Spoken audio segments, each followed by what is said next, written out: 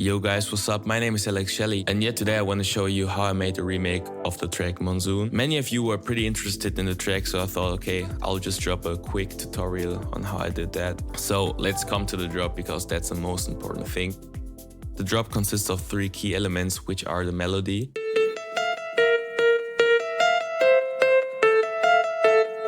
the bass, and the drums. So first of all, let's start with the bass. I used 2 patches of serum. The first one sounds like that.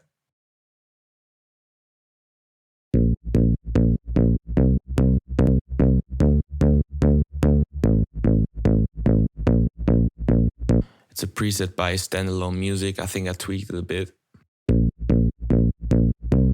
Let's come to the processing. First of all, I used a low pass filter to cut out the high frequencies. Then a lot of distortion with Camel Crusher, some compression with OTT. Then I EQ'd the bass to make it stand out even more. Saturation, some more compression. Then I don't want to open soothe because sometimes it fucks up my project. But yeah, some soothe too to remove the harsh frequencies. Then I used the limiter to squash everything. And lastly, I put a kickstart on the chain just for side chaining. And the second bass patch sounds like that. This one's pretty low in volume. It's just to emphasize the main bass even more. And the processing on this one is pretty easy, just a bit of fruity fast distortion. Then I cut the lows to give the main bass more cleanness, and yeah, so they won't clash. And obviously some kickstart for side chaining, and that's how I made the bass. And together with the kick, it sounds like that.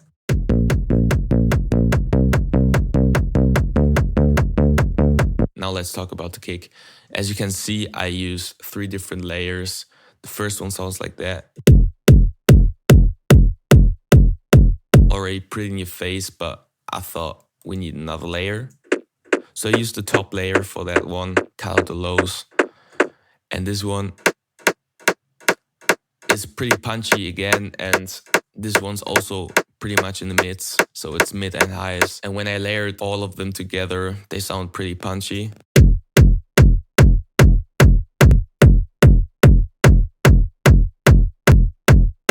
As you can hear, it sounds pretty full, and that's what I wanted to achieve to make it work with the bass.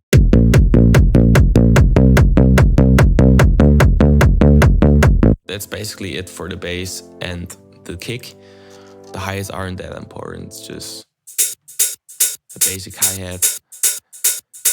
So lastly, let's come to the melody, which is pretty simple, but also pretty effective. So this piano is pretty nice, sounds really, really beautiful. And yeah, just want to show you how they made that.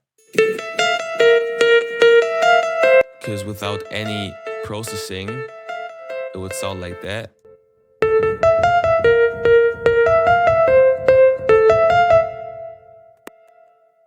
I used the electric grand 80s piano by VIZE, but you can use whatever piano you have.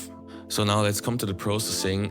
First of all, I used an echo boy, which is very important to get that sound, to achieve the sound, because it gives you the perfect delay, which makes the piano kind of dreamy and full and wide. Let's just turn it off. The whole sound's destroyed without the echo boy. So what I did was a 1/8 delay, cut some lows, cut some highs.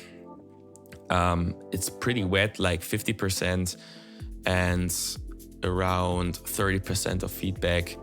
And I used a single echo. Then I squashed the signal with some multiband compression. After that, I used some saturation. Then I cut the lows and also a bit of the highs to give the hi-hats more room and space. After that, doesn't make any sense at all, but I used a CQ, which is kind of just an EQ. First of all, I removed a bit of the lows. Then I pushed the mids and the highs extremely and put a little bit of drive on it. And I made it to make the piano stand out even more. Then I used some soothe again to remove the harsh frequencies and some limiter again to make it squashy and nice and loud, because without it sounds like that.